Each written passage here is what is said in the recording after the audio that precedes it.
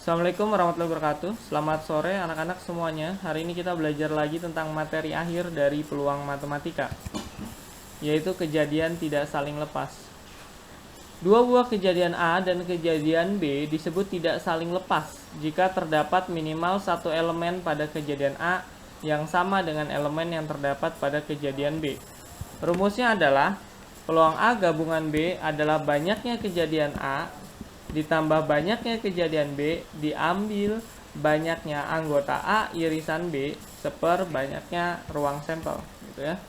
Jadi sini agak-agak susah perkataannya, tapi kita lanjut saja ke contoh soal, akan lebih mudah untuk dipahami. Dalam pelemparan sebuah dadu, tentukan peluang munculnya dadu bermata genap ataupun dadu bermata bilangan prima. Di dadu ada angkanya 1, 2, 3, 4, 5, 6.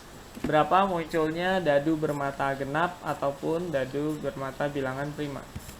Dadu genap itu ada angka 2, 4, 6, sedangkan dadu prima ada 2, 3, dan 5. Kalau kita perhatiin di sini ada angka yang sama, yaitu si angka 2 tadi ya. Nah, berarti banyaknya kejadian A, yaitu dadu genap ada 3, 2, 4, 6 ada 3. Banyaknya peluang kejadian B, dadu prima juga ada 3, 2, 3, dan 5. Terus yang sama A irisan B, antara genap dan prima ada yang sama, yaitu angka 2. Ada berapa banyak? Ada 1 kejadian. Banyaknya ruang sampel, semua sisi dadu ada 6. Maka pengerjaannya adalah peluang A gabungan B adalah banyaknya kejadian A, yaitu 3, banyaknya kejadian B, yaitu 3, banyaknya kejadian yang sama, yaitu 1, diambil banyaknya ruang sampel, 6. 3 tambah 3, 6, diambil 1, 5 per 6. Maka peluang terjadinya munculnya dadu bermata genap ataupun dadu bermata bilangan prima adalah 5 per 6. Gitu ya. Lanjut ke materi berikutnya, yaitu frekuensi harapan. Frekuensi harapan merupakan harapan banyaknya muncul suatu kejadian dari sejumlah percobaan yang telah dilakukan. Secara matematika dapat ditulis sebagai berikut. Frekuensi harapan adalah peluang kejadian A dikali banyaknya percobaan. Ini banyaknya percobaan ya. Nah, gitu. Ini sebenarnya soalnya nggak begitu sulit. Ini adalah materi yang sebelumnya, tapi kita tambah dengan banyaknya jumlah percobaan. Ini juga contohnya masih pakai materi sebelumnya. Tentukan peluang munculnya dadu berjumlah 9. Nah, sebelumnya kan kita sudah pernah ya, peluang munculnya 9. Pada pelemparan mata dadu sebanyak 72 kali. Tapi sekarang kita tambahin unsur percobaan, banyaknya percobaan sebanyak 72 kali. Kita coba jawab.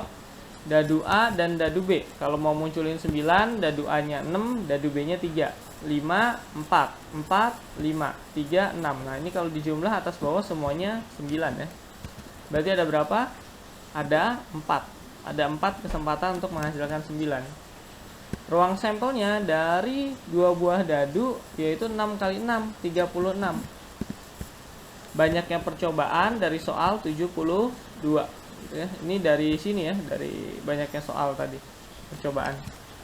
Nah, maka peluang A adalah NA per NS, yaitu 4 per 36. Kita sederhanain jadi 1 per 9. Nah, kalau frekuensi harapan, berarti kan peluangnya sekali lempar itu cuma 1 per 9. Sedangkan di sini kita lakukan 72 kali pelemparan. Maka peluang A dikali banyaknya uji coba. Gitu ya. 1 per 9 dikali dengan 72. Hasilnya 8. Maka harapannya dari 72 kali pelemparan muncul mata dadu berjumlah 9 itu setidaknya muncul 8. Itu yang disebut dengan frekuensi harapan. Lanjut, yang terakhir yaitu kejadian majemuk. Kejadian majemuk adalah 2 atau lebih kejadian yang dioperasikan sehingga terbentuklah sebuah kejadian yang baru. Suatu kejadian K dan kejadian komplement. Komplement itu lawan dari K. Gitu ya. Komplement berupa K aksen, berarti lawan dari K. Memenuhi persamaan peluang K ditambah peluang komplement sama dengan 1. Kenapa 1? 1 adalah peluang mutlak. Ya, kalau kalian pernah ngerjain berapa peluangnya setengah, berarti 0,5. Tapi kalau peluangnya 1 gitu ya, peluang setengah tadi kan 50%. Tapi kalau peluang 1 adalah peluang mutlak, berarti 100%. 1 sama dengan 100%. Jadi 1 itu selalu berhasil, peluang selalu berhasil itu disebut dengan 1. Atau peluang komplement adalah 1 diambil peluang K gitu ya. Jadi kalau peluang K ditambah peluang komplement 1, nah ini kebalikannya. Peluang K-nya pindah ke kanan ya. Peluang komplement adalah 1 diambil peluang K. Contoh, dalam sebuah proyek reboisasi akan ditanam 400 tanaman hijau. Kita kesampingkan dulu 400 ya. Kemungkinan tanaman hijau yang dapat tumbuh dengan subur adalah 0,72.